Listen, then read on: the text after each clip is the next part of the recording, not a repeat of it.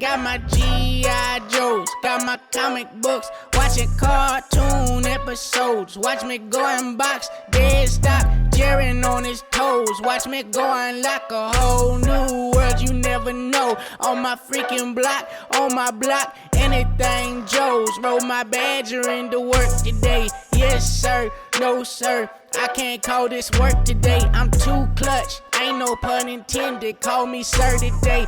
Check the prices out, my collection feeling bird today. Anything Joe. Hello everyone and welcome back to Anything Joe's, a collaborative journey through the world of G.I. Joe. My name is Greg Engel. And I'm Jaren Decker. And we'll be your host today. Today on Anything Joe's, we're talking about the 11th annual Kentuckiana G.I. Joe Toy Expo, which was held on Saturday, July 20th.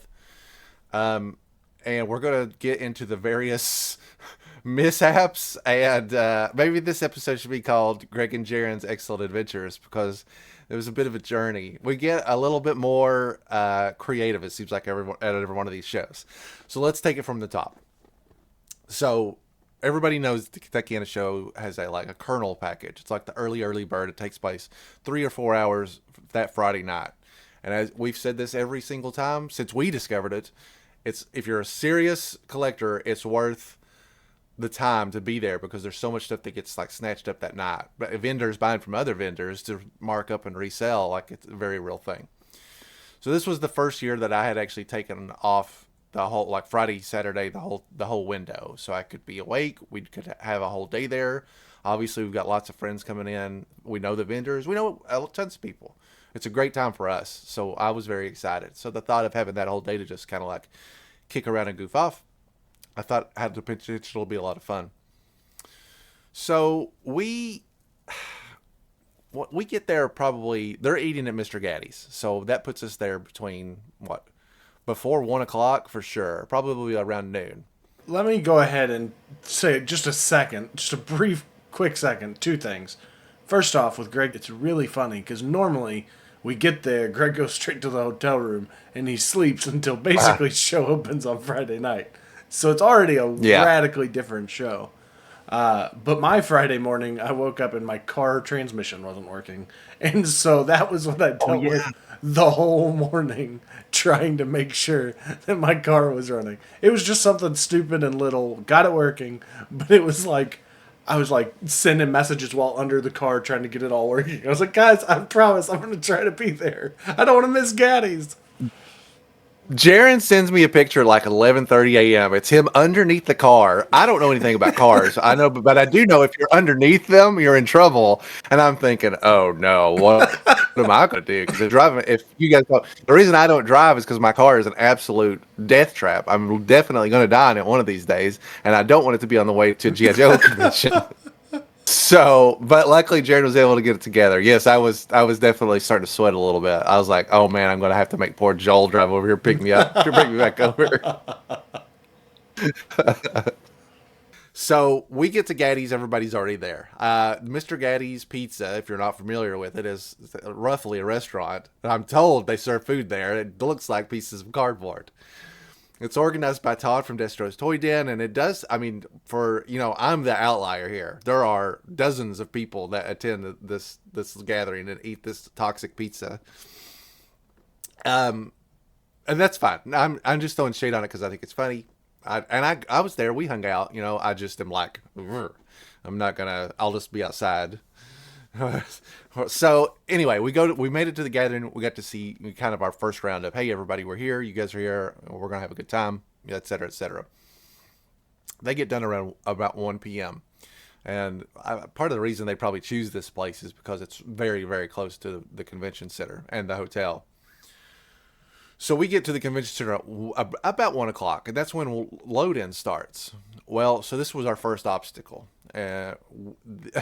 We get there at 1. They're doing load-in. Okay, that's fine. We can't get in until I think the doors opened at 5. Yeah, sorry. Friday night Colonel preview is from 5 to 8. And so we get there at 1.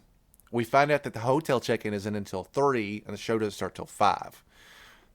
Roughly half, 75% of the people we're there to hang out with are vendors, so they have work to do. So that's not going to do us any good. The people that were there we're friends with are working with the vendors to help them do load ins. So I'm like, well, what are we going to do? Are we going to kick around for 2 hours just until we can get into the hotel and then have to figure out something else to do? That would not have been a problem. We had got Nintendo Switches and Steam Decks and all kinds of stuff to get into. But just being stranded in a parking lot for 2 hours wasn't ideal. So anyway, we're just basically loitering. I mean, I don't know any other word to put on it. We're just kicking around, like looking at the stars. There's some random little baby cats that come up out of the shrubberies, and we're just like, oh, little cats. We'll just adopt them because we have nothing else to do. Anyway, as we're just hanging around, we strike up a conversation with Greg and Natalie, who they run Lost and Found Toys and are very good friends of ours. A vendor that I've purchased from many, many times, is well known in the G.I. Joe community. He's not a local vendor in my opinion. He ships everywhere. He's a great, great guy. They're both great. I love them both. Anyway, they don't have anybody to help them load in. So I'm like, dude, we'll help you. Just if we got to get a badge. It was like a win-win, basically. Greg is like, yeah, okay, we'll work something out. So Greg and Natalie get us vendor badges so we can help them load in. And that means we can go inside now, which is great because that's where I want to be. And it was, in previous years, I've actually made light of people loading in with Todd because I'm like, buddy, I'm here. This is vacation time. I'm not here to work. I'm here to purchase. But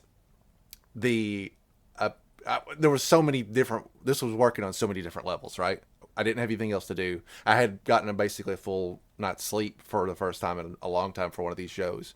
Greg and Natalie could use the help. They're setting up one of the biggest spaces they've ever done before in a room that has previously not been open in these shows. It's pretty hot. So it was a win-win, right? I was like, this works for us. This works for them. Everybody's happy. And they comped our badges. They paid for our badges and as part of the price of work. And it wasn't even that much work. It was just like, you just need those extra hands. So I really can't do a lot of heavy lifting at this age anymore. So I was like, I'm not going to be carrying in any USS flags and boxes or anything, but we put them on the carts, we load them up. It's fine. I'm actually having fun, right? It's like when you're it's just like organizing something in your collection. I'm like, oh, do you want me to set these up? Because I would love to have set these up for you and build a tiny little diorama to help sell it. On top of that, I get to look at stuff that Greg has brought to sell because he's one of the first people that I go to shop with, always.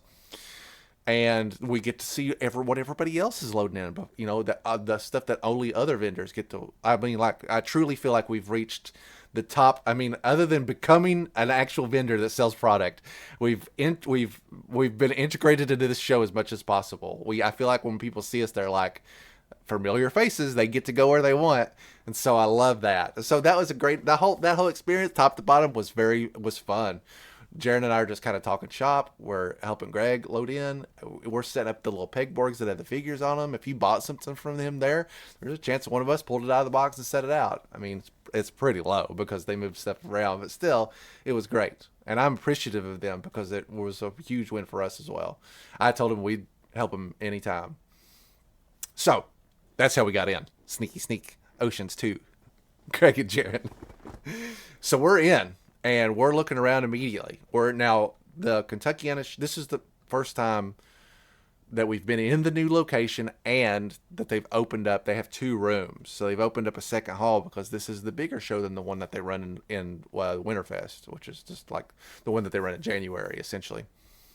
So I won't say double the size because they cram a little bit more into that first room when the other one's not open, but very large. I mean, I'm not even sure if I can ballpark how many vendors were there. 40 maybe. I'm gonna say between 40 and 50. A pretty good showing for what we've. I was gonna say what we've built this show up from. This show has grown, and it's such a good experience. It's not overcrowded. It's pretty reasonably priced stuff. Lots of different stuff to look at, and that's what we're going to get into right now. So the Colonel event starts at 5. We're already there. We have vendor badges. We don't even have to wait in line, folks. We're the upper echelon. I walk like I've got a Cobra Commander cape on in everywhere. I'm like, are you guys waiting in line? Pretty cool. Well, see ya. I'm going to go buy your crap before you can get to it. Well, I definitely took advantage of that. I was walking in and Jaren and I were talking to all the vendors. We were looking at everything before anybody else could get in there. I don't think I bought anything before it actually opened, but it was great to be able to look at it all. Other vendors are talking to us like we're also vendors because we have vendor badges on, and so I'm just like, business talk, business talk.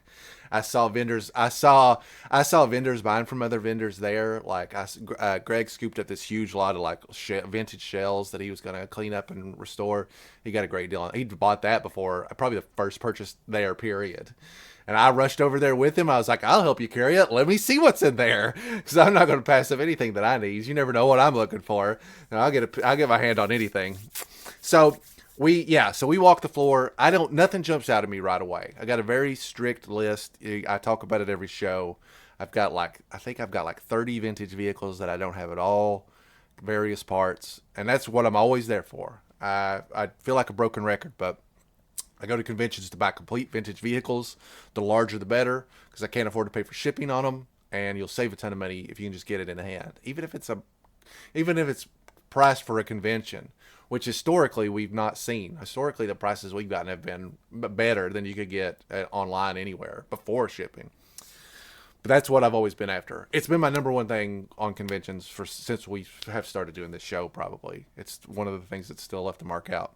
And I did find 1.5 vehicles on my list, and so that's what before we get into what we actually bought, I'll talk a little bit more about the overall show experience. Yeah, so I mean, I think the big thing with the new room is it just gave everything even more breathing room. Like the aisles felt even more like spaced out. You didn't really, there's not a whole lot of times where you felt like you were like crammed and trying to walk through the crowd.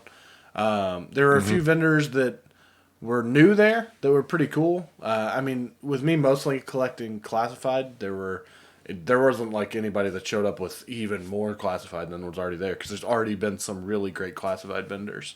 There was a $6 million man like super booth that was there, and a Bionic Woman also, right? Yeah. That was new to me. Yeah, there was a guy with like, I mean, 1.5 million Transformers. You know, we are a Joe show. It is predominantly a Joe show, but there is a whole lot of other stuff. I mean, when we get into our pickups, you'll tell by what I got. But there is every line is represented. There's plenty of Motu, Rangers, Turtles. I mean, everything. You know, even like Todd at Destro's Toy Den, he's branching out and he's bringing a little bit of a lot of stuff.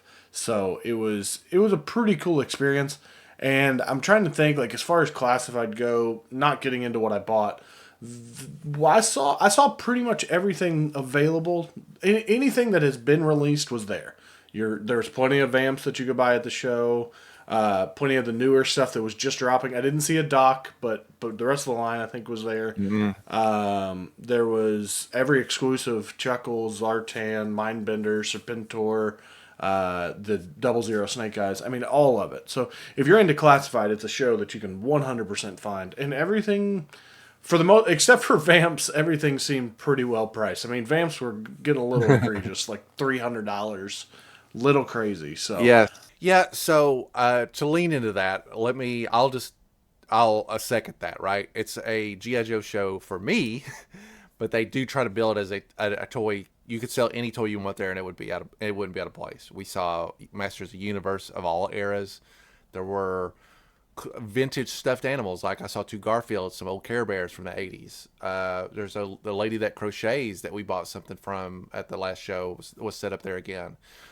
Various pockets of classified, probably double or triple that much in old school 12-inch Joes. 12-inch Joes are they're really into this show. I know that's the top billing, is it's supposed to be the 12-inch show, and it really is. I can't think of any other show that could possibly even come close to having this much 12-inch stuff. And unfortunately, that's not what I'm there for, but it does have a great representation. Yes, lots of classified stuff.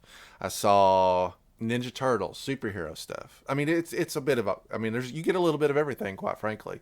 There's actually people selling apparel for the first time that I could tell. Like there was a whole booth. That's right. Filled with shirts and hats and stuff, yeah. Yeah, and it ran the gauntlet also. There was like Ghostbuster stuff and wrestling stuff and Dragon Ball Z stuff. So you can find a lot of crazy stuff. And that actually kind of works to my benefit, as you'll see, because I collect G.I. Joe specifically, but I collect 1/18th scale stuff full stop if I think it'll work with G.I. Joes. And I often find stuff there, both like diorama stuff, vehicles, robots, etc. So before we get into the real nitty gritty of what we saw at the booths and what we were there, I almost forgot that we have to talk about our fundraising, because we were both in a unique position that we were well under budget to go into this show. And I'll talk a little bit about mine at first, because I've never been shy talking about money with you guys. I think the transparency of what I pay and what things are going for is valuable. And so I get paid on a bi-weekly schedule. And so I had mapped out in my head what my budget was going to be, and it was quite a bit less than previous years, because times are tight. That's fine. As long as I got a little bit of money to play with, I'm usually pretty happy. I thought, all right, I need this much from this check, and I'll get the other half from my last check, which will be on the day of the show, the last day of this month. Well, it's the show's not on the last day of the month like it normally is. It was on the 20th. So it was a full week. I was off a full week, and so with like 7 to 9 days to go. Say it was 7 days, because I put in a request and was like, oh no, it's just a week away. I put in a vacation day request for those Friday and Saturday. I thought, oh no, it's just a week away. I got almost no money. Guys, I went on the hardest eBay purge you guys have ever seen. I was selling stuff left and right. Wasn't worried about what the profitability was on it. I'm just like, I got to get some cash in hand. It's stuff that's been sitting in the closet for a long time. It wasn't even really bought with reselling in mind. It was just coming from a time where classified was frenzied. So I sold like a classified Baroness with coil cycle. I sold a breaker with the Ram. I sold a couple other smaller classifieds. Some of those modern retro vehicles that came out at the very end of that wave, like the Allstrucker and the Fang. Sold some video games. I sell on Whatnot sometimes. Shout out to listeners that found me on Whatnot when I was selling G.I. Joe comics. That was a very surreal moment for me. I've been selling a bunch of comics out of my collection. We talked on this episode that I'd been buying G.I. Joe dupes for an uncertain purpose. And this was that purpose, as I sold almost all of them. And so to some great people. Partially, I have to believe that these books sold because I could talk about them forever. I'd be like, oh, here's G.I. Joe number 98. It's the Return to Cobra Commander, even though it's not listed as a key. Hey, I can name every guy on this cover. Did you guys know this is Tyrone? He trained under the Hardmaster briefly. I'm just like, I've got a lot of energy for that stuff. Anyway, all those books sold. Went to real collectors, which makes me very happy, because these are dupes from my collection. I certainly didn't need them. And that put money in my pocket that I was able to spend. So anyway, I for real sold probably 50 plus just stuff laying around, and then I sold well over 100 comics, and that was enough to kind of put me in a good. I would like to have had more money, wouldn't we all? But I knew I would have enough to go in and have a good time, pick up one huge thing or several smaller things. So Jaren took it to the extreme and was like, sell things early, forget that, I'll sell them right here at the show. I mean, okay, yes, I did that 100%. I'm not going to try to lie. But to compound that and make matters worse, I also lost my wallet like the weekend before the show. And so I didn't have my debit card. I didn't have my credit card. I didn't have nothing. It was like, you have no flexibility at all whatsoever. And I was like, let's wing it. Let's just see how it goes. So before I left to go fix my car to try to get to the show, I grabbed my extra classified Mindbender, classified Vamp, and a mint on card Chuckles that I had that I was like, it's cool. I do not need this. It's from a different time. So just to clarify, it's your vintage Chuckles mint on card, and then you have the two classifieds. And those two classifieds are doubles, right? Yes. So I already have my open Mindbender. I already have my open Vamp. I debated on keeping the Vamp, but I was like, they're going to release a Vamp Mark II. They're going to release a Dreadnought version. They have the Stinger already. Then they'll probably release a slightly different colored one and just make a new one. Like, there's going to be a million. And honestly, it really, more than wanting to keep it, it came down to space. We've got 3 HasLabs now, where we will have, that have already been either announced or built or in hand. And then we've got the Trouble Bubbles that are coming and things in that scale, the Ram Cycle and all of that. Then you've got the vamp size stuff. Like if I get doubles of all of this, I mean, I've already, so up here I put all my Python Patrol at Serpentor. I had to make room there.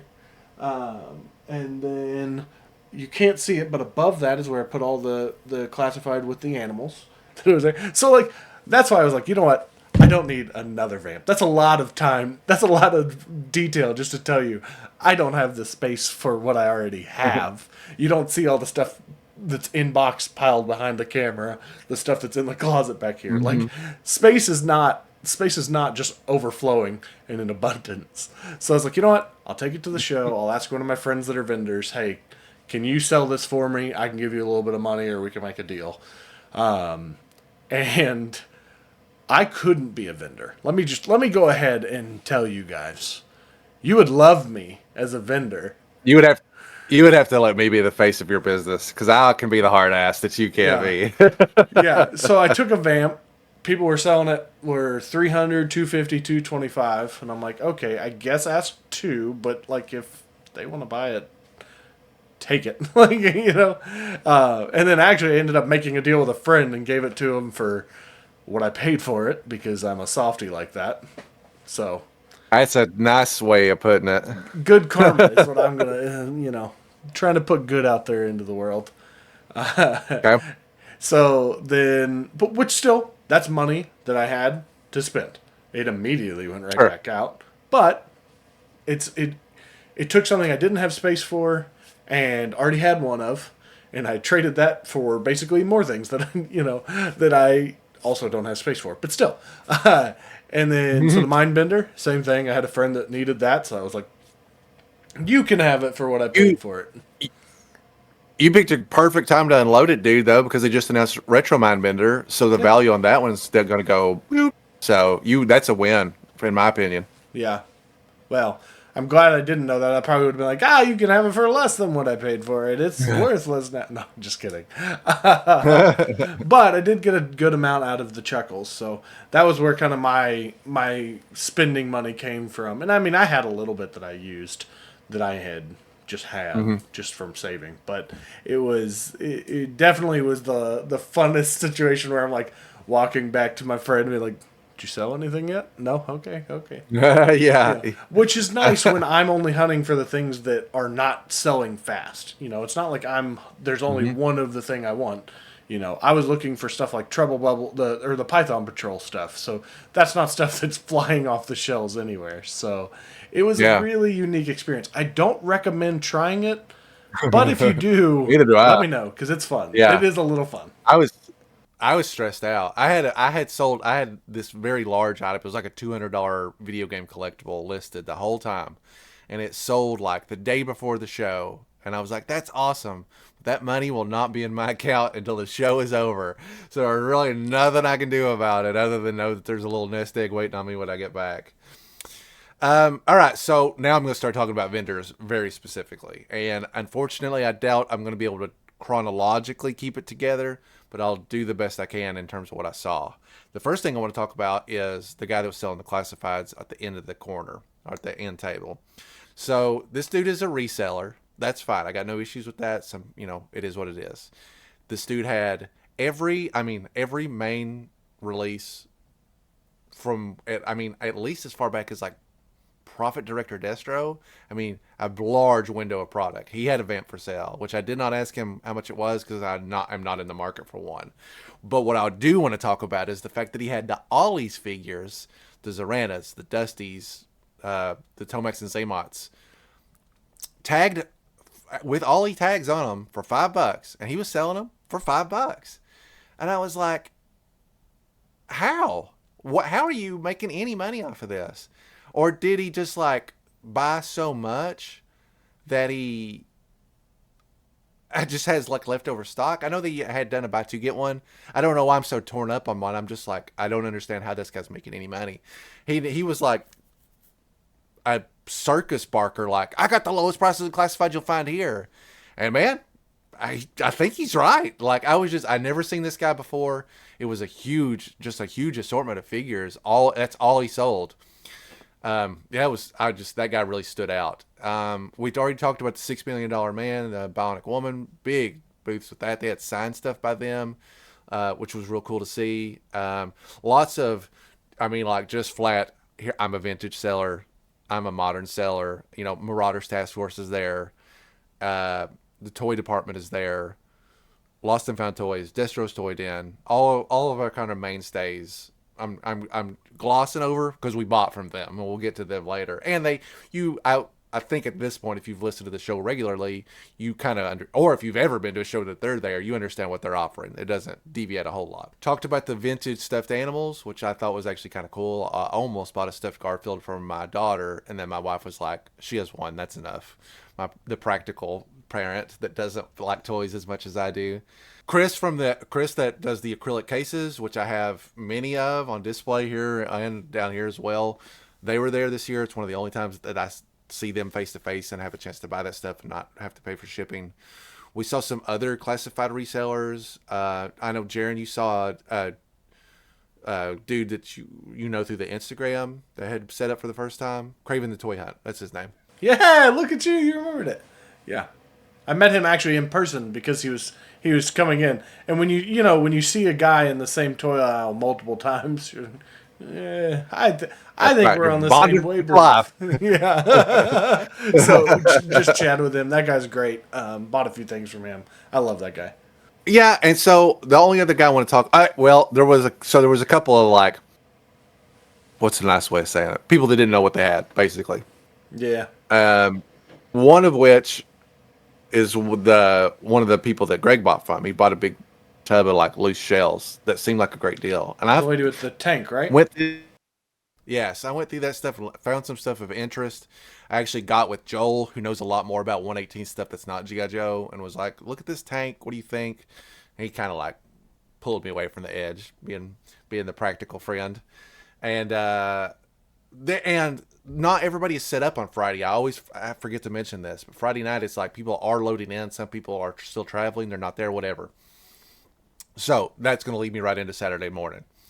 As soon as we get there on Saturday, I go into the, like, normal room, the room that I wasn't setting up in, and Todd from Destro's Toy Den is like, "Hey, there's a guy in the other room. He's got tons of vintage stuff. His pricing is all over the place. Some great deals, some no ways." He said it's like I can't remember what he said. It was like a blood in the water or something. Like it was a feeding frenzy. I'm like, okay. I'm not really hunting for vintage figures, but I've said before that if I can get I try to get like one complete vintage figure like every show, because I have a lot that are incomplete, and it seems like a good way to just slowly build up some figures. So, and there's a couple vintage figures I'm always looking for, and I found one of them there. I go over. I don't know this guy's name. He didn't have a card, but buddy, this is one of the biggest vintage setups I'd ever seen. Did you see this guy? Yeah, it was a lot. Okay. He's got tons and tons of figures.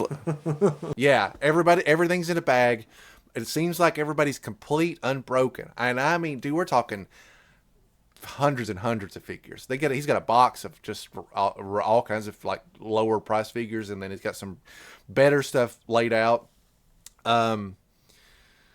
There are bags of accessories behind the table, and he'll just pull up this huge, like, enough to fit like a peanut butter and jelly sandwich in, and it'll just say Outback, and it is bursting with just vintage Outback accessories. There are guys back there with little magnifying glasses out looking for variations on parts. You've never seen so many, like, Zap bazookas. But that stuff was not really very accessible. It wasn't where anybody could get to it. Seemed like he was intelligently trying to monitor the people that were going through it. And despite the fact that I did not do a ton of shopping there, I was like, I don't have time for the nitty gritty of digging through this. But I definitely wanted to look at the figures, and so we'll get to recent acquisitions. I'll talk, but I bought some vintage figures from this guy. I sent other people there. We saw the guys from Podcast from the Pit, like, right after that. I said, dude, if you haven't checked this guy out, you go look now while it's still there, because it was going fast. I can't imagine what I already had missed at that point, and they'd only been open for like 10 or 15 minutes. So I talked to that guy. because I have a vendor badge on, and they like to confide in me.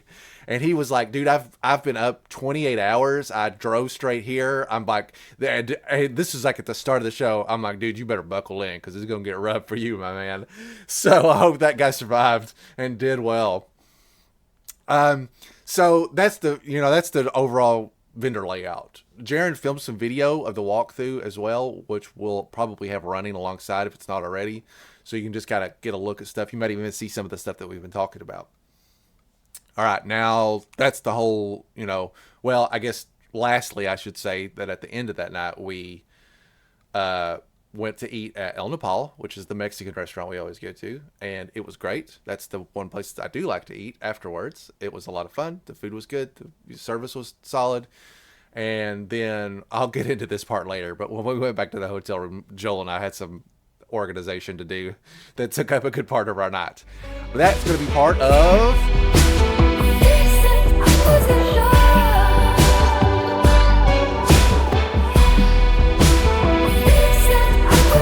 So, first thing I'm going to kind of skim over a little bit is what I just alluded to.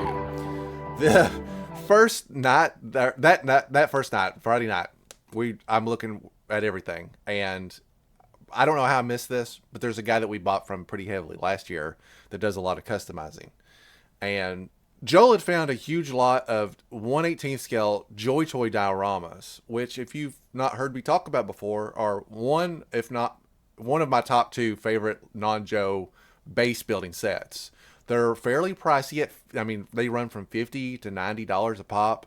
If you're familiar with Joy Toy, you kind of know what you're getting into. They have a very, I'll say, like Gundam style vibe. Maybe not that advanced technology wise, but it has, it looks like a cool military base. Stays together a little bit better than other sets. And I've actually got one right here. Isn't that a weird coincidence? But just so you can see, this is kind of the idea. This is just a general one that I had. This is not one that I got in the lot.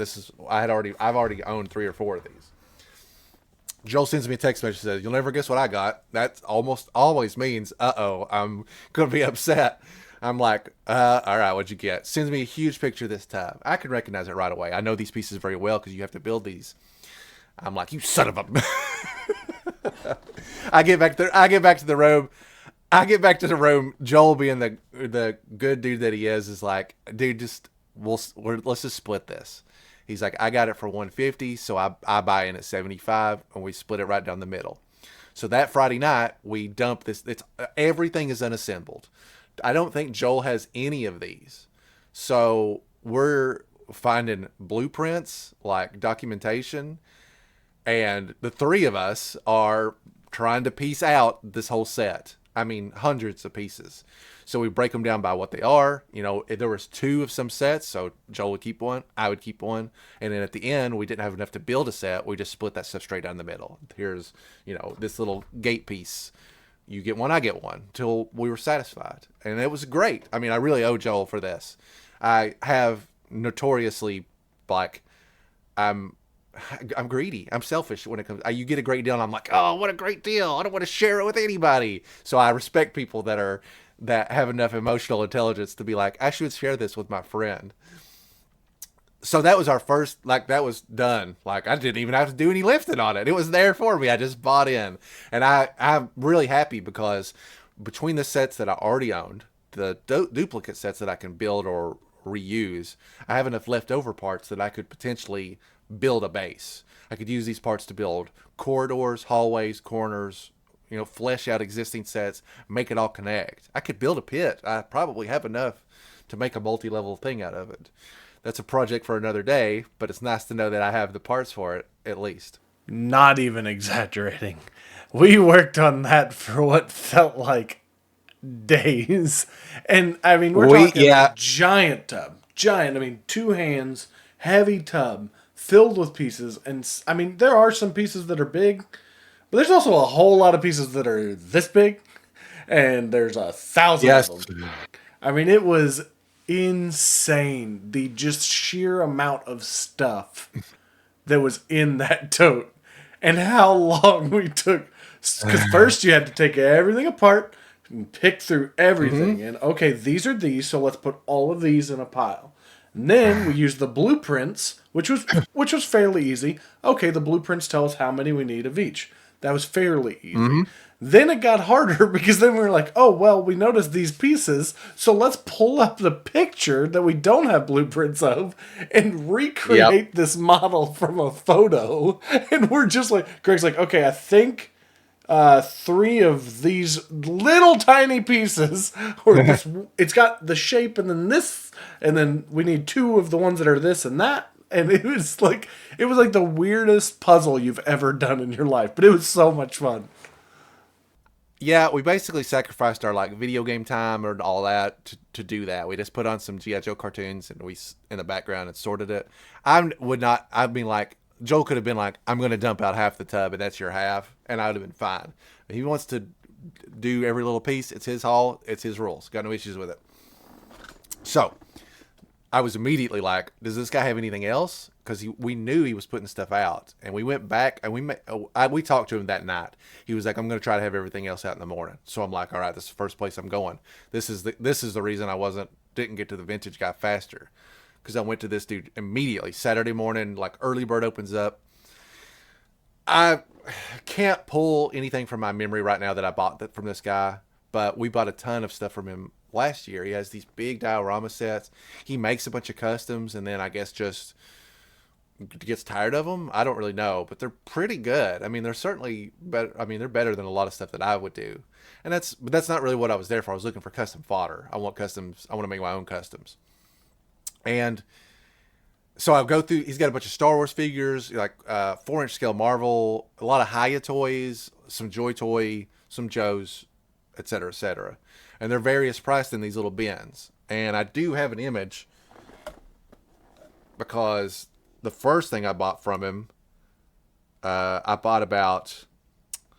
probably bought about 5 figures. I got a War Machine, a Nick Fury, some Fortnite figure, some 4th figure I couldn't recognize. They were all like $5 each, and I was like, this is cheap enough that I can it's totally worth it.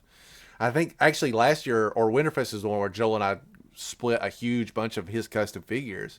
We got an even better deal on that, and those figures live on now. My daughter plays with them every single day. Like, what if I'm not using them for custom? She's built a whole team out of them. So I like this guy a lot. I got those figures. I also got a Hiya Toys Predator and a Hiya Toys Alien, which are in the 4-inch scale. I just didn't have any of them. They were $5 each. I was like, that's very cheap, and I really like those a lot. I don't build other universe stuff in that scale often, but at that price, I thought they would be fun to have for, I don't know, just goofing off. So anyway, I'm like, hey, I saw all the diorama stuff you sold. Do you have anything else like that? He's like, yeah, I got a big tub back here. It's like one of the, like what you would store shoes in, a real long, thin tub you put underneath the bed. I'm like, okay, well, that's really what I'm in the market for, is diorama stuff for toy photography and play motion and stuff like that. Let me take a look. All right, so I get into the tub. First thing I see is there's a Fortnite set that looks like a big bank. It's like a bank vault heist, and it has a little computer that you push. It opens the door. It has a piece of wall that breaks out, and it's really good. It looks really cool. With a little bit of clever lighting, you can make it look very nice. I was like, okay, I definitely want this, because I would never buy this brand new. He takes a look at it. As I set it aside, he's like, I tell you what, dude, you can have the whole bin for $10. Now, I regret not taking a photo of this bin when I had it, because I have sorted it now. This bin is a cross between a tremendous value of various stuff from all waves of toys to, I mean, like, I found 3 X-Acto knives. I found an unopened can of clear coat paint. There are screwdrivers and screwdriver bits in there. I mean, like, it was truly a hodgepodge of stuff where only the most imaginative of people would be like, I see the potential of this. I see the potential of this. I would have probably paid $5 for that Fortnite thing. So $10.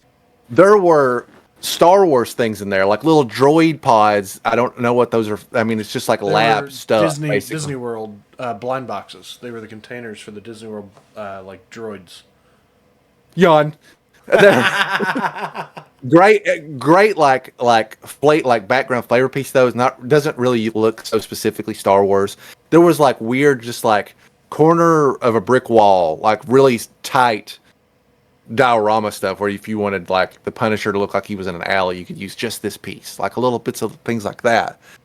These like clear, almost like protective cases that you could use for like laboratory, like holding the bodies from the what Serpentor's DNA was made from.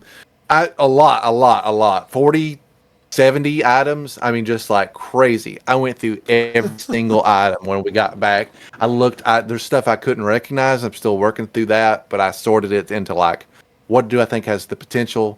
What do I know I'm going to use right away? What stuff that my kid can play with? Oh, what about all this stuff? All these random tools. I mean, dude, I didn't get rid of anything. I'm like, 3 X-Acto knives. Okay. I mean, X-Acto knives probably like $5-7. I'll use it. An unopened can of clear coat. Sure. That's all. I mean, like, again, I paid $10 for this. If I had only got the bank vault, it would have been great. But I got a ton of stuff. That is by far was my deal of the show, because I was looking for diorama stuff, background flavor. I like to build I'm trying to build these sets. I got so much stuff, so much potential. I'm really, really happy. That was like my $10. Whew, crazy good deal. So anyway, that was like my big steal of the show. It's actually one of the only major things I have to talk about were those 2 hauls, because it was a tremendous amount of stuff. So before I get into the last little bit I got, Jaren, why don't you take us through some of the stuff that you picked up? So going into the show, I talked about how I was not into a completionist anymore because I had skipped the Python Patrol. And then, of course, at the show, what better to do than to become a completionist again and find all the Python Patrols that I didn't have. So first one I snagged was the Copperhead, the Python Patrol's Copperhead. And this is one of those ones that I remember talking about. I'm fairly certain this is the one we talked about SDCC last year with Patrick, if I'm not mistaken. And I was like, I don't really care about it. And now that I have it, I'm like, oh, I love this figure. I like this more than the standard Copperhead. I don't know why. Something about the design of it, I'm like, that's pretty cool. I like everything about it. It's a little weird. And I think because, like I had talked about in our Arise Serpentor Arise episode, he's going to be like a lieutenant for Serpentor. So he's going to go, well, that's Zeb for some reason, but above him is Serpentor. So he'll go back up there after we get done recording. But I love this, and it's made me like Python Patrol even more. So then the next thing You got that in a room deal, right? I did. I got that in a room sale. We just Friday night at the hotel, we were hanging out, and people were plastering signs on the wall like, "Come to this room. We've got stuff." It's pretty cool. And this guy had not a lot of stuff I was interested in, and a bunch of really random stuff too. And then just Python Patrol Copperhead, and it was like $10 or something. I don't remember. And I was like, sweet. Yeah. I do remember, because I was going to buy it if you didn't, but the box had been damaged slightly, and that's why I marked it down. And so I was waiting, wait, so what's he going to do? I didn't want to influence your decision. Because I think you were like, should I get this? And I was like, if you don't get it, I'm definitely getting it. Yes. That's all I think it took for you to pull the trigger. Yeah. I was like, okay, that's fair. But yeah, so that's the first. I think that was actually might be the first thing I picked up at all, not counting the stuff that I pre-bought, which we almost always pre-buy something random. The next one is the Python Patrol Officer, the second version, or I think it's the Officer. But surprise again, I love this figure. It's this one. This one I love the coloring on so much more than the original release. I don't know what it is, but I kind of want to buy a couple more of these now. Not as Python Patrols, but just to take the web gear off.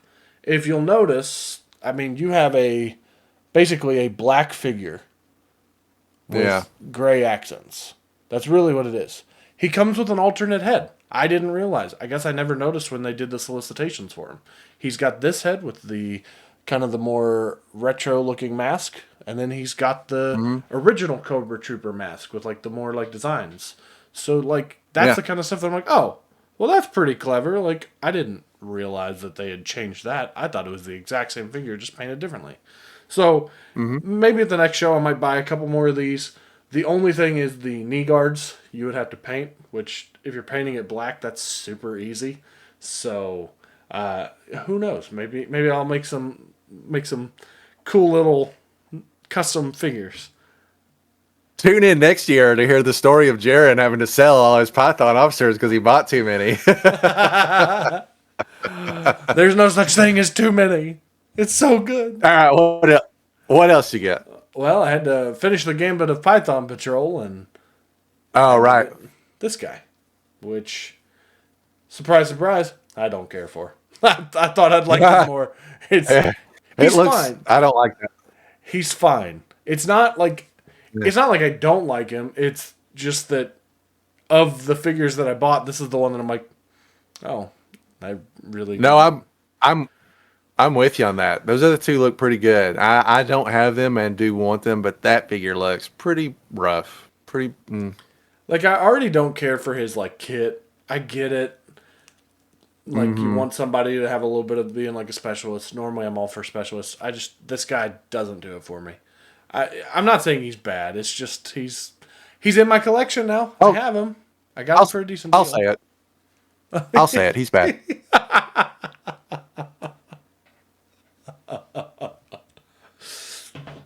So those were the three that I was like, the old ones that I'd missed that I hadn't grabbed.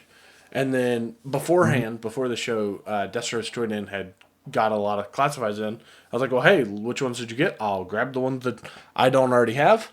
And this is one of the ones that I didn't have. It's Jinx. Is it? Yes, I have that figure. Yeah. And It's growing on me. I think this figure is underrated. I like the different options that you have with it. I love the tattoos. I know you're not normally a tattoo person, but I think this tattoo works very well. I'll just say that it at least makes sense here. And in the new Scarlet comic, Jinx is featured a little bit, and she's got more like Yakuza vibes. And I think that I'm okay with it. It doesn't. If it makes sense, that's fine. But not everybody needs one. Anyway, we'll save that for the classified SDCC breakdown. Everyone needs one. But anyway, the thing I do always find funny is when they reuse things, and like, there's no way this isn't just the movie Snake Eyes sword. Like the sword and sheath. So that is a funny thing. They're probably unboxing those movie Snake Eyes, throwing the Snake Eyes figure away, and they're like, well, we can at least use this. I mean, maybe those were ones that were like in everybody's clearance bins at the show, and no one wanted them. I mean, I think you would have to like package them as like packing material to get rid of them. Yeah, that's the 2-pack we should. They're like, here's the figure you want the most, and you have to buy Henry Gold and Snake Eyes to get it. That's some underhanded Hasbro activity that I expect. And then the last of the new classifieds that I got is Torch. And just like, check this dude out. Isn't that so cool? First off, he looks like he looks like a rock singer, which is like just incredible. He looks like Lenny from Motorhead. Yeah, a lot. I mean, just incredible. Look at that, like the flames coming out of the eyes and the gun. Yeah, which you can take out. I guess if you want, can you take it out? Does it have a stronger flame effect than just that little like pilot light? Does it have like a full flame? Okay, cool. You don't like the pilot light? It's fine. I think it's nice to have both. I'm gonna warm. I've been a little lukewarm on most of the Dreadnoks that have come out so far, but he looks pretty good overall. He's beautiful in every way. Another figure that I'm like, all right, you got to put tattoos on him. At least it makes sense that he's like a biker type, and they would have tattoos. That's a good figure. I don't have that figure yet, so I am looking forward to getting it. I think every Dreadnought makes sense to have tattoos, at least that I've seen. Okay, so I had two things. I guess I should go over one that's really simple and takes 2 seconds and is not in any way related to anything G.I. Joe. But I had to show it off because you guys are my friends that I like to talk about toys with. Check out this big honkin' Doomsday that I got. This is like one of the first things I saw when I walked into the show. And I was like, I need it. I mean, here, since I just got the Zorana out, check out that size comparison. I mean, he's giant. It's incredible. I don't know. I'm a big Crazy. fan of like really big action figures. There was that will always get me. Like big action figures will always get me. Then the other That thing, looks awesome. I do say it's very cool. yeah, the other thing that I do want to mention is our friend at Roma Collectibles. That we did there was like a raffle for him. It was a benefit for him. He's battling cancer, so they did a raffle where a couple vendors donated prizes, and then you could buy a raffle ticket for $1 to try to win. And I mean, it seemed pretty successful. And then what they did is they had 5 different things you could give away, or 5 different things you could enter, and each one had 2 different prizes. One had like a couple different Joes. I think 2 of them had a couple different Joes. Yeah, I entered the one for the Joes. Yeah, the Joes were, I think it was a cross country. These were like graded sealed. There was a cross country and there was an AVAC, which is the Firebat pilot. And I entered thinking if I won, I would really like that Firebat pilot. But I didn't, and that's fine. It goes to a good cause. We've purchased from, we know Roma, the guys, Aaron and the other, and Mary from Roma very well. So I was happy to help them. Yeah. Great people. Fantastic. And really an awesome job by the people that put it together. That was a great idea. And it's something that, like, we can help the members of our community. That is the best thing about our toy community is getting to help others. So anyway, there's a bunch of really cool stuff that's giveaway. And then, in the last giveaway, is the coolest gift of them all, was the Power of the Force graded, sealed Fleet Trooper. Look at that. Look at that. Here, I hit you at that angle. Hit you at that angle. Get you at this angle. Get you at that angle. Boom. Boom. Boom. You got an angle where it's not on camera? So, I didn't actually win this. Unfortunately, a child won the giveaway. And then he didn't choose this. He chose the other thing. How dare that kid? Does he not have taste? I can't imagine why. Hey, Timmy, would you like this? Would you like this graded Star Wars figure from one of the worst eras? Sure. What character is it? Tag Binksington, guard number 23. I mean, it's what grade is it? It is a U85. Out of 100? I don't know. I don't know anything about it. But it's Power of the Force, and I had to have it. So I made a deal with, it was actually Todd at Destros Toy Den who had donated this. And then I was like, hey, like, if it's not in the giveaway, the kid didn't choose it, can I buy it and you just give the money to them? And he was like, yeah, absolutely. Like, let's do that. Probably thinking I'm the only person that cares at all about a graded Power of the Force figure. And he would probably be right, because I love it. All right, so let me wrap up my acquisitions. I did take a picture of my haul. I try to do it for just so I can remember what I got. So I do have an image to show. I will just make a second shout out to Joel here, because in this picture you can see that he picked up the Eagle Force Cleaner as well as the Black Jet figures that were exclusive to JoeCon. They're worth tremendously more valuable. They're way more valuable than they were when they started at the show, and Joel got them for me just at cost. Like, I didn't have anybody else on the inside to do that for me, so I want to make sure to thank him a lot, because you guys know I love the like Eagle Force Fresh Monkey Fiction figures. I wanted both of these figures pretty bad. I'm very happy to get them. I also want to give a shout out to Todd again, who was able to find one of the guns that I was missing for my Night Storm, the little small gun that goes on top. He remembered that I'd bought it from him at the previous one and was like, do you need this, right? And of course I did. So that's complete. A complete Night Force vehicle that I can mark off my list. Everything else you see here is stuff that I got at the show. I talked about those 4 customs, and that's all obviously sitting on a box for a detonator, which is the one thing I bought from the toy department. They have had this at multiple shows. It's unassembled in the box for $90. And because I did not see hardly any vintage vehicles that were on my list at all, this was the one thing I was like, well, I'm just going to get it then, because I wanted to get something off the list. And This is not the first time I've ended up buying something from Toy Department that comes with a box that I'm not really feel very strongly about. Just don't have room to keep that stuff in here. And the fact that it's unassembled doesn't really do much for me either. Now, if it was brand new in the bag, maybe we would do it like we would put it together on the channel.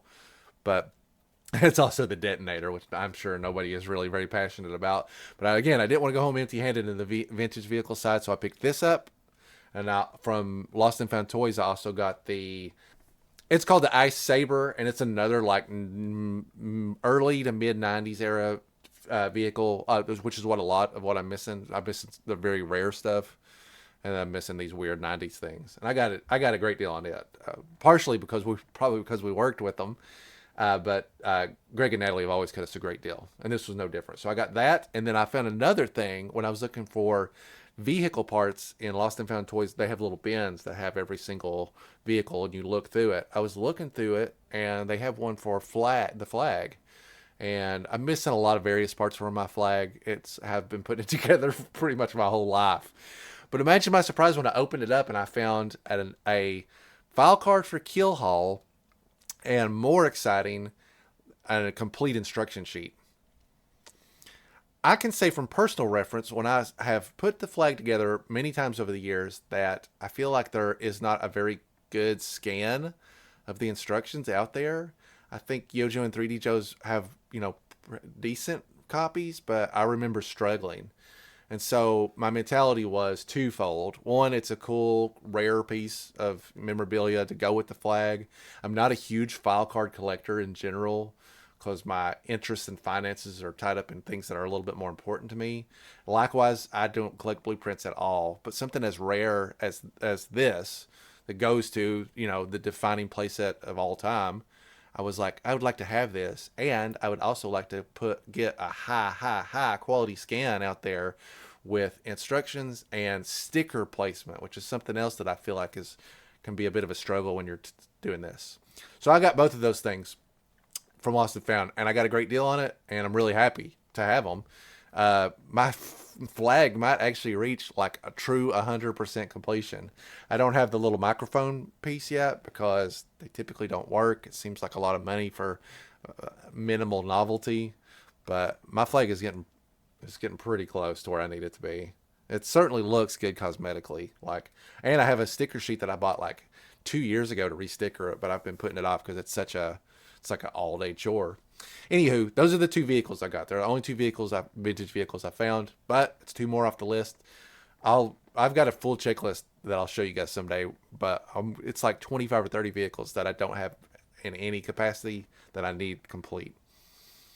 The only other thing that I got was from that guy that was selling vintage toys I talked about that had pricing all over the place. And you can see them here. I picked up a Cobra Law Guard because I like the Royal Guard for Cobra Law. It's a figure that has never been remade, period. There is only one V1 Royal Guard. There is no modern equivalent of the Royal Guard. I like to build troops that are unique. There is only one real type of security for Cobra Law, and it's them. There's, loosely only one type of distro, like Iron Grenadier is it. So I collect Iron Grenadiers excessively. Red Ninjas, so on and so forth. So anyway, I picked up another Royal Guard. It's not complete. It's actually completely bare bones, but it was only $10. So I went ahead and got it. I picked up two Crimson Guard Immortals, both complete unbroken. Sorry, one complete, both unbroken. I got the complete one is, I've actually got to zoom in on my own pricing. The complete one was $25, and the unbroken one with nothing was only $10, which I thought was a good deal, but I saw actually comparable prices elsewhere at that show. So maybe this CGI's gone down in value. And lastly, I got a complete V1 Spirit for $35. When I bought this Spirit, I thought it looked really good and that it would be a significant upgrade. Spirit is definitely one of the most notorious vintage figures for fading. That blue does not hold well. And I thought, this looks good. Is complete. It had been disassembled. The Freedom has its feet. The belt has not been worn in a long time at the very least because it was straight as an arrow. I did get it home. I put my old Spirit down. They look the same. They're both so I just bought another complete one. I was like, I can't see definitively one of these that looks better than the other. The gold on his bracelets wears off a lot, and the one I had okay gold, and this one didn't. It's a toss up. I'll probably eventually sell that Spirit when when I need to do another purge. I'm still purging stuff for this show because I'm making a lot of room in my storage closet here. So all that stuff I sold, I've been moving some stuff around. I'm making a little progress in my room as a result. It's motivated me to keep selling more stuff. We'll talk about it on a later episode, but it's when to know when to purge, and how you know you've reached a breaking point, and some advice for that I think is very valid. This is the third, of our group. We're just three of us now that have kind of like hit the bar on classified. Like, no more duplicates. I got to sell off some stuff I kind of went too deep on. I want to talk a little bit about hitting that ceiling and what it means for the future of the line later on. Just when you thought Jaren's weird obsession with the Badger couldn't get any weirder, for those of you that are audio-only listeners, he has a Badger that has been customized with real working lights. It has brake lights that are red. It has headlights that are, I don't know, headlight color. Yellow lights in between those two. The canopy glows and lights up. I'm not going to lie, it looks great. It is an extremely cool way to, like, bring an old toy to life. It's all still functional too. So like the backtrack still works, the suspension in the rear still works, the gun still shoots. I can still fit a figure in it, and this is all 100% thanks to Barkley. That is, he's a friend of the show. He is the brother of Patrick Davis. If you've listened to our SDCC coverage last year, who attended there. And I mean, he's our friend, and he did this sliding for me. And the greatest thing about what he does is aside from he added some red on the taillights just so that it was a little bit more distinguishable. If you look at this, it looks exactly like every other Badger until you get very, very close. So like, let's see if you can pick it up on the camera. You can see the bulbs that he actually like dremeled out, and it's truly not noticeable. Yeah, it's incredible, very, very subtle, the amount of care that he did. And then he's got everything underneath just with a 9-volt battery. You can replace it if it dies. Tucks away, and then there's a little power button. That's all you got to do to turn this thing on. I'm a huge fan of this. And on top of that, I have some footage that I filmed of other vehicles that Barkley has worked on and was selling kind of like at commission through other vendors in the same way that Jaren was. Very, very impressive work. Way above my technical skill. It's extremely creative. I think this is I think it's really, really cool, actually. I would love to, in the future, get a vehicle like this. I just would have to... I don't really have a Badger in my life the way Jaren does. There's no one particular vehicle that I'm like magnetized towards. But I'll show you some of the stuff that he's got. It was really, really very impressive looking. And as I'm filming that video, there's like a guy and their kid walk up and they're talking to me like, "Oh, look how cool this is." I'm like, "Yes, I know the guy that made it. Because I'm a vendor. I'm a super cool dude."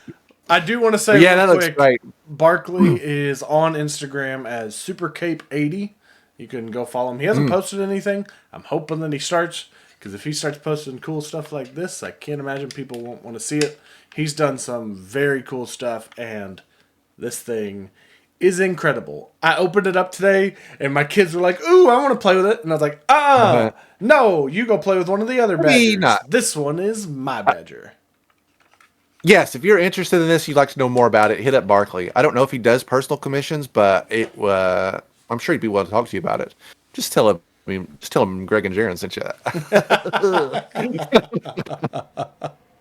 That's going to do it for us today. I want to, it is a big blanket, but I want to say thank you to every vendor, attendee, the people that came out and hung out with us at dinner, on the show floor. I mean, like, Todd from Destro's Toy Den, Greg and Natalie from Lost and Found Toys, Jason and Joel, just two of our best friends from Order of Battle. Matt and Casey from Podcast from the Pit. Matt and Casey from Podcast from the Pit. Patrick and Barkley. I'm sorry, I did not get his actual real name, but Rex Ship. Yep.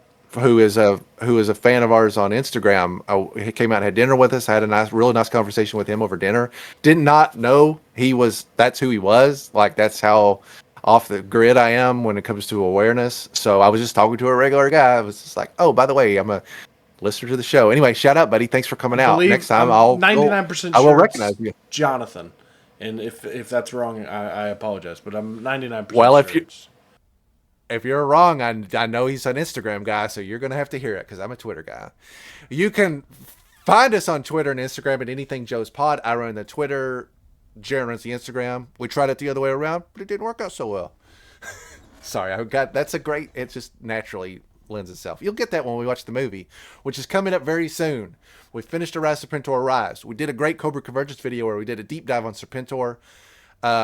We're ready for the movie. We do need to get caught up on some classified stuff first, but I'm just telling you guys it's coming up soon, and I'm very excited. I haven't watched the movie since they showed it in theaters last time. Jaren's never seen it. It's going to be an absolute blast, and we hope you guys will join us for that ride as well.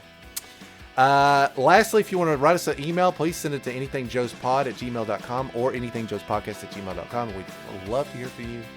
And that's it. Thanks so much for watching, and we'll talk to you again in just 2 short weeks where anything's available for discussion here on Anything Joe's. Whether you're a Joe or a Cobra spy, we'll be back soon. It's never goodbye. From the pit to Cobra's next scheme, we've had a blast, but we've got figures to clean.